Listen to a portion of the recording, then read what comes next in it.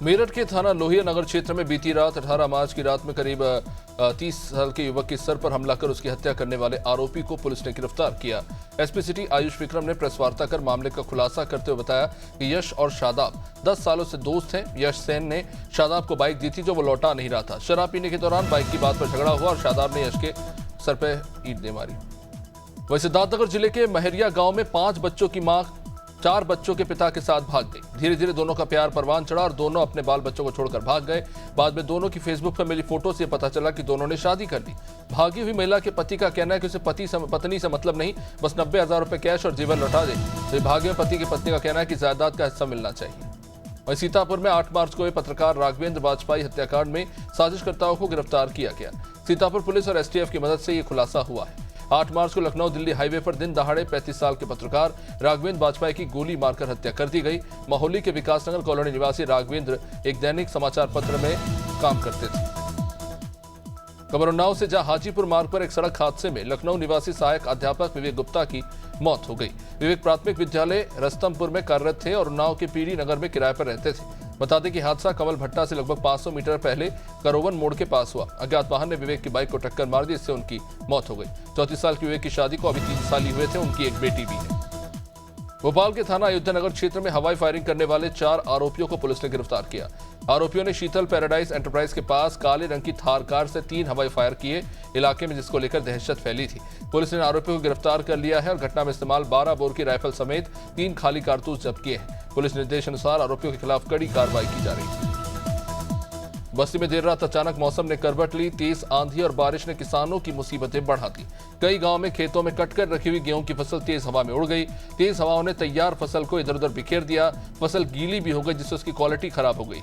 किसानों का कहना है कि इस साल उनकी फसल तो अच्छी हुई, लेकिन अचानक आई बारिश ने मामला बिगाड़ दिया है।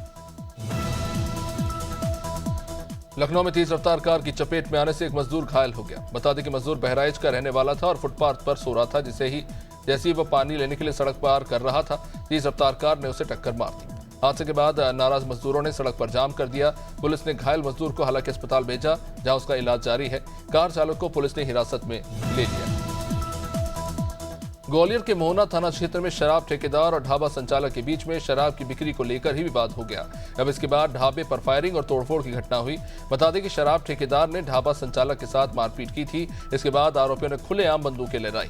इस दौरान गोली मारने की भी कोशिश की गई। फिलहाल पुलिस ने मामले की जांच शुरू कर दी है। कौशाम्बी के जिला अधिकारी ने विकासखंड चायल में 1 करोड़ रुपए से अधिक की लागत की परियोजनाओं का निरीक्षण किया। उन्होंने परियोजनाओं में श्रमिकों और मशीनरी की संख्या बढ़ाकर 2 शिफ्टों में काम कराने और निर्माण कार्य को अप्रैल के अंत तक पूरा करने के निर्देश दिए। जिला अधिकारी ने PMGIY योजना के तहत निर्माण कार्य की समीक्षा की। उन्होंने कार्यदायी संस्थाओं को समय पर काम पूरा करने के लिए निर्देश दिए।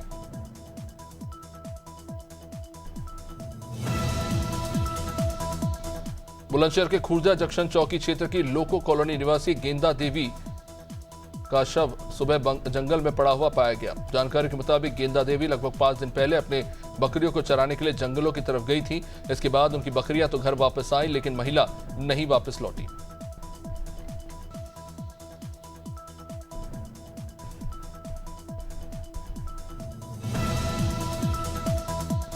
सहारनपुर में एक युवक का शव मिलने से हड़कंप मच गया। ग्रामीणों ने घटना की सूचना पुलिस को दी, जिसके बाद पुलिस वहां पहुंची और जांच शुरू हुई। जानकारी के मुताबिक युवक रात को घर से निकला था और सुबह उसका शव गांव के बाहर मिला। पुलिस फिलहाल मामले की जांच कर घटना के कारणों का पता लगाने की कोशिश कर रही है।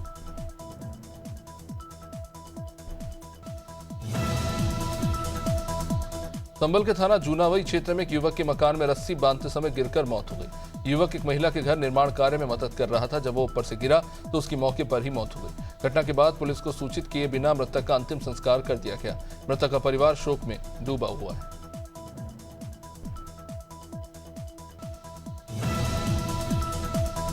रायबरेली के महाराजगंज थाना क्षेत्र में कक्षा 3 की छात्रा से बलात्कार के आरोपी वैन चालक को फांसी की सजा दिलाने की मांग को लेकर अधिवक्ताओं ने हंगामा कर दिया। आरोपी धीरेन्द्र यादव पर आरोप है कि उसने छात्रा के साथ 3 दिन तक दुष्कर्म किया। पुलिस ने मामले में आरोपी के खिलाफ मुकदमा दर्ज कर उसे मजिस्ट्रेट के सामने पेश किया है। इस दौरान अधिवक्ताओं ने आरोपी को उनके हवाले करने की मांग करते हुए विरोध प्रदर्शन किया। महासमुंद जिले में एंटी नार्कोटिक्स टास्क फोर्स और सिंघोड़ा पुलिस ने कार्रवाई की। पुलिस ने बिहार के 2 तस्करों को 11 किलो गांजे के साथ गिरफ्तार किया। पकड़े गए गांजे की कीमत कुछ 1,75,000 रुपए आंकी गई है। मुखबिर की सूचना पर पुलिस ने ग्राम मुरमुरी चौक से दोनों आरोपियों को पकड़ा। पूछताछ में आरोपियों ने बताया कि वे गांजे को ओडिशा से बिहार लेकर जा रहे थे। रायबरेली के सरेनी कस्बे के चिकवा मंडी में 4 दिन से एक शव घर के बाहर पड़ा था, लेकिन सरेनी पुलिस को इसकी जानकारी तक नहीं हो सकी। शव से बदबू फैलने पर स्थानीय लोगों ने सोशल मीडिया के जरिए जानकारी पुलिस तक पहुंचाई। मृतक की मौत सड़क दुर्घटना में हुई थी, लेकिन परिवार वालों ने हत्या की आशंका जताई है। पुलिस ने पोस्टमार्टम रिपोर्ट के आधार पर शव परिवार वालों को सौंपा था। रायबरेली नगरपालिका की बोर्ड बैठक में बड़ा हंगामा हुआ। एसडीएम नगरपालिका अध्यक्ष ईओ और सभासदों के बीच ही तीखी नोकझोंक हो गई। बैठक में 34 में से 29 सभासदों ने अध्यक्ष शत्रुघ्न सोनकर पर मनमानी और भ्रष्टाचार के गंभीर आरोप लगा दिए। सभासदों ने साफ कर दिया कि अगर इन आरोपों पर कोई ठोस कार्रवाई नहीं की गई तो वे आर पार की लड़ाई के लिए तैयार हैं। महोबा जिले से हैरान कर देने वाला मामला, जहां शराब के लिए पैसे ना मिलने पर 2 कलयुगी बेटों ने अपने ही माता पिता की बेरहमी से पिटाई की। दंपत्ति ने बाद में पुलिस को बताया कि उनके दोनों बेटे लंबे समय से पैसे मांग रहे थे। जब उन्होंने पैसे देने से मना कर दिया तो दोनों बेटों ने ही उन्हें जान से मारने की धमकी देते हुए बुरी तरह से पीटा। वहीं पुलिस ने मामला दर्ज कर आरोपियों की तलाश शुरू कर दी। शाहबाद पुलिस को एक बड़ी सफलता हाथ लगी, जहां पुलिस ने गैंगस्टर अधिनियम के तहत वांटेड 10,000 रुपए के इनामी आरोपी को गिरफ्तार किया। आरोपी की पहचान बिहटा गोकुल थाना क्षेत्र के निवासी तारिक के रूप में हुई है। आरोपी समेत कुल 5 लोगों पर गैंगस्टर एक्ट के तहत मुकदमा दर्ज किया गया। गिरफ्तार आरोपी को पुलिस ने कड़ी पूछताछ के बाद न्यायिक हिरासत में भेज दिया।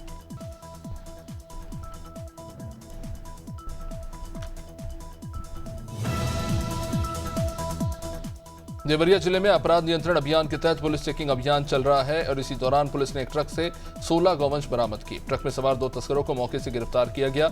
ये कार्रवाई पुलिस अधीक्षक विक्रांत वीर के निर्देश पर की गई। फिलहाल पुलिस ने आरोपियों के खिलाफ पशु क्रूरता अधिनियम की धाराओं में केस दर्ज कर आरोपियों को जेल भेज दिया है।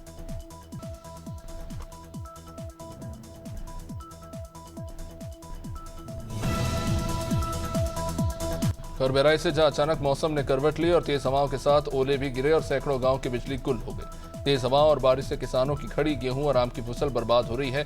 किसानों का कहना है कि बारिश ने फसलें तबाह कर दी और मेहनत पर पानी फेर दिया।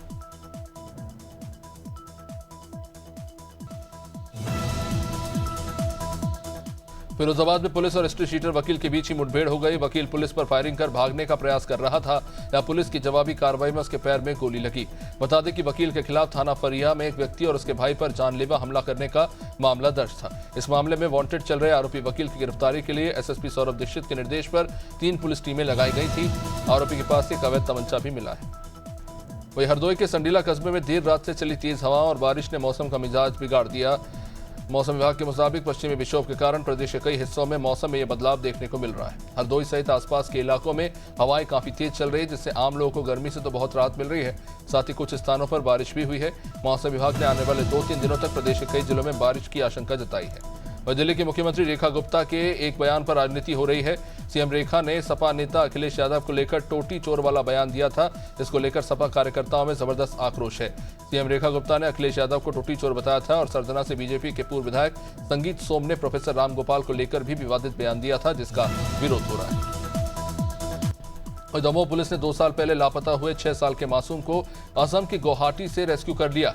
बता दें कि मासूम को एक आश्रम में बंधक बनाकर रखा गया था और पहचान बदलकर स्कूल में भी उसका दाखिला करवा दिया गया। एसपी श्रुति कीर्ति सोमवंशी ने बताया कि ग्राम भूरी निवासी विजय चक्रवर्ती ने 7 जुलाई 2024 को पत्नी और बेटे के गुमशुदा होने की रिपोर्ट थाना दमोह के देहात में दर्ज कराई थी। वही संभल में सब्जी विक्रेता और कार चालक के बीच में जमकर मारपीट हुई। मारपीट का एक वीडियो भी सोशल मीडिया पर वायरल हो रहा है। ये वीडियो चंदौसी कोतवाली के पास का है। सब्जी विक्रेता ने बताया कि कार चालक ने अचानक से गेट खोला, जो कि उसके ठेले से जा टकराया और उसके बाद कार चालक कार से बाहर आ गया और उसके साथ मारपीट करने लगा। सरगुजा जिले के अंबिकापुर में गुरुवार को सनातनी उरांव जनजाति के द्वारा पारंपरिक आस्था और प्रकृति के प्रति गहन श्रद्धा का प्रतीक सरहूल पर्व बड़े धूमधाम से मनाया गया। इस मौके पर शहर में भव्य शोभा यात्रा निकाली गई, जिसने पूरे नगर को उल्लास से सरोबार कर दिया। धरती माता और सरना माता की जयकारों के साथ आरंभ हुई ये शोभा यात्रा नगर के पटेल पारा से निकलकर शहर के प्रमुख मार्गों से होकर गुजरी।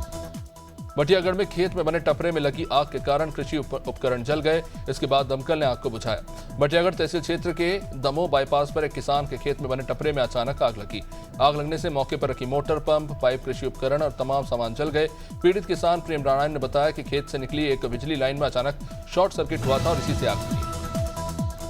महावीर जयंती पर बैतूल में श्वेतांबर और दिगंबर समुदायों ने जिले भर में प्रभात फेरी के साथ धर्म ध्वजा के साथ भगवान महावीर का स्तुति गान किया। साथ ही देश और दुनिया में अहिंसा का संदेश भी दिया। दिगंबर जैन आचार्य सुवीर सागर महाराज ने बैतूल में प्रभात फेरी की अगवानी की और सभी धर्मों को मिलजुल कर रहने का संदेश दिया। बैतूल के सभी जनालयों ने महावीर जयंती के मौके पर पूरे दिन आयोजन होते दिखे।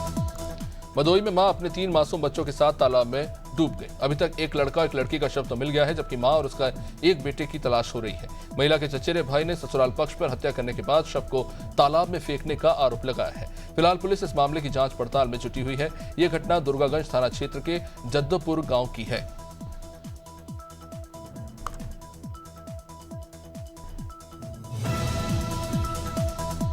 भरतपुर में टिहरा मोड़ पर पुलिस चौकी पर अचानक आग लगी। जानकारी मिल रही है कि तेज अंधड़ से शॉर्ट सर्किट हुआ, जिसके कारण आग फैल गई और आग से एक वाहन भी जलकर बर्बाद हो गया।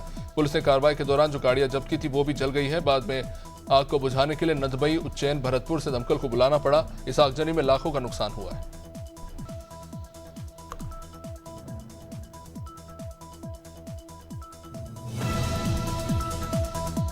भिलाई में 2 दिन पहले नेवई थाना क्षेत्र के मरोदा इलाके में एक 38 साल के शख्स को बुरी तरह पीटा गया, जिसकी बाद में इलाज के दौरान मौत हो गई। ये शख्स मानसिक रूप से बीमार था। घटना से संबंधित एक सीसीटीवी फुटेज भी सामने आया है, जिसमें ये विक्षिप्त व्यक्ति जमील अहमद को बुरी तरह से पीटा जा रहा था। शख्स का नाम जमील अहमद है। उसे पीट कर मार दिया गया। पुलिस फिलहाल कार्रवाई करने की बात कर रही है। इन दिनों भिलाई के बेंथो उड़िया समाज से कुछ हालात ठीक नहीं चल रहे हैं और इसका विवाद बीते दिनों मां संधू पटरानी पूजा महोत्सव में उत्कल समाज के 2 धड़ों में बंट गया। इसमें एक गुट ने दूसरे आयोजनकर्ता गुट के कार्यक्रम को अपना बताकर खलल डालने की कोशिश की। अब इस पूरे मामले का खुलासा विधायक प्रतिनिधि और समाज के प्रमुख निरंजन बिसाई ने बताया कि दूसरे गुट विशेष कुछ लोग कार्यक्रम को हाईजैक करने की कोशिश कर रहे थे। भिलाई में खुर्सी पार थाना क्षेत्र में राधा कृष्ण मंदिर के पास दिन दहाड़े तलवार लहराकर डराने धमकाने की कोशिश की गई। बात 2 मकानों के बीच आने वाली दीवार को लेकर शुरू हुई थी। अब इसी दौरान 2 भाइयों नवीन बरंदानी और कैलाश बरंदानी ने मिलकर एक दंपत्ति सुरेंद्र दुबे और उनकी पत्नी और परिवार वालों के साथ मारपीट की, तलवार लहराया, गाली गलौज। महिला को गाल में इतनी जोर से थप्पड़ मारा कि उसे सुनाई देना बंद हो गया। क्रिश्चियन से शुक्रवार को ईस्टर पर्व के ठीक पहले हर साल की तरह इस साल भी ईसाई समाज के द्वारा रायपुर से निकली क्रूज यात्रा भिलाई पहुंची। समाज के लोगों ने इस यात्रा के लिए लोगों का स्वागत किया। 4 दिवसीय होने वाले क्रूज यात्रा के दौरान भिलाई शहर के पादरियों ने देश में अमन, चैन, प्रेम और भाईचारे के लिए विशेष प्रार्थना की। बता दें कि बीते 10 सालों से रायपुर से निकलने वाली ये क्रूज यात्रा डोंगरगढ़ कलवारी पहाड़ तक जाती है। वह जनपद के मंडावर थाना क्षेत्र के अंतर्गत आने वाले खिरनी गांव में टिकम नाम का व्यक्ति सुरेंद्र की शॉप पर कपड़े लेने के लिए गया, जहां पहले से मौजूद जीशान नाम का शख्स कपड़े की शॉप पर काम करता था।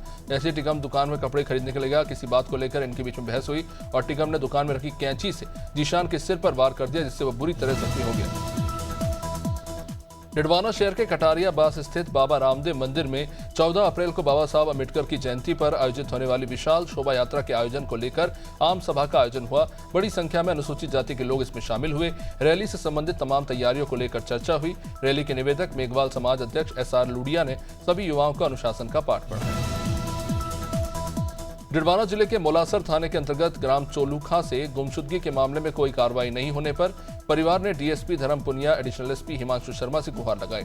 घनश्याम ने ग्रामीणों के साथ प्रार्थना पत्र में बताया कि उनकी बहन मोनिका 5 अप्रैल को 8 बजे के आसपास गांव में गई थी। परिवार ने जिन पर शक जताया उनके खिलाफ पुलिस ने कार्रवाई नहीं की। परिवार ने इसको लेकर असंतोष जताया। दिल्ली के ट्रॉनिका सिटी अल्फा चौक के पास थैला बनाने वाली फैक्ट्री में भयानक आग लगी। आग इतनी जबरदस्त थी कि इसको काबू करने के लिए दमकल की कुल 6 गाड़ियों को बुलाना पड़ा।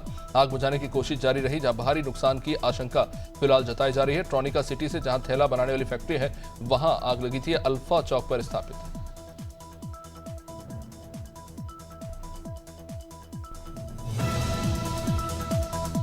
मानसून की दस्तक से पहले दिल्ली सरकार एक्शन मोड पर है। दिल्ली सरकार में कैबिनेट मंत्री आशीष सूद ने सफाई का जायजा लिया।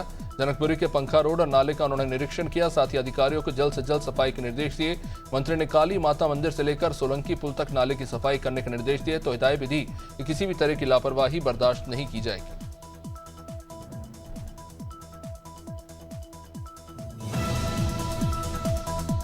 धौलपुर में गुरुवार सुबह भगवान महावीर जयंती के मौके पर भव्य शोभा यात्रा निकाली गई।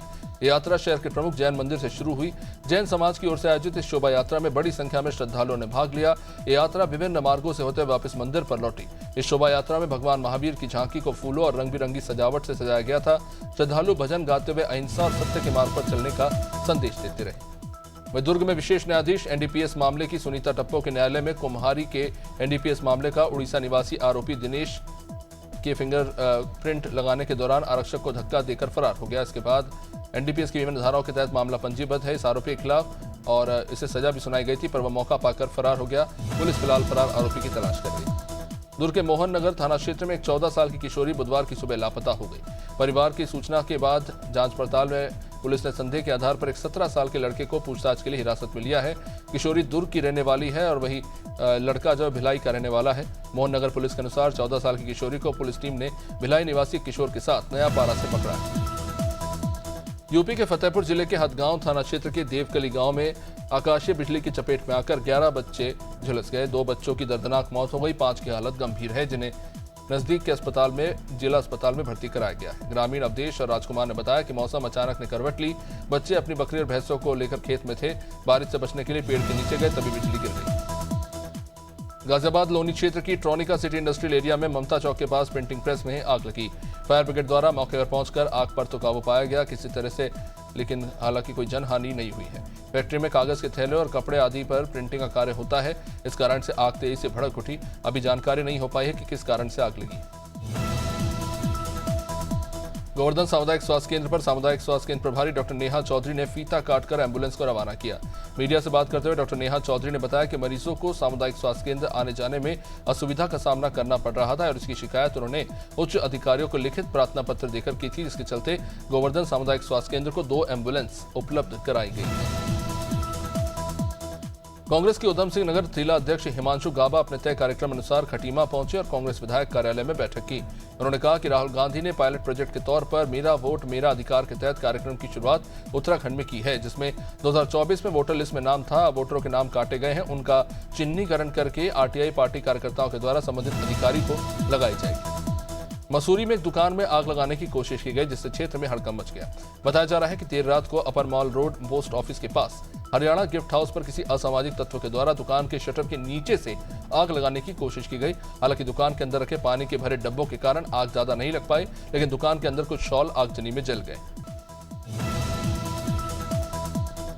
मेरठ के नौचंदी थाना क्षेत्र के नगर निगम डिपो के पास ताबड़तोड़ फायरिंग से इलाके में हड़कंप है। फायरिंग में गोली युवक के पैर में जा लगी। बताया जा रहा है कि फायरिंग वार्ड नंबर 18 के पार्षद रविंद्र उसके साथियों ने मिलकर की थी।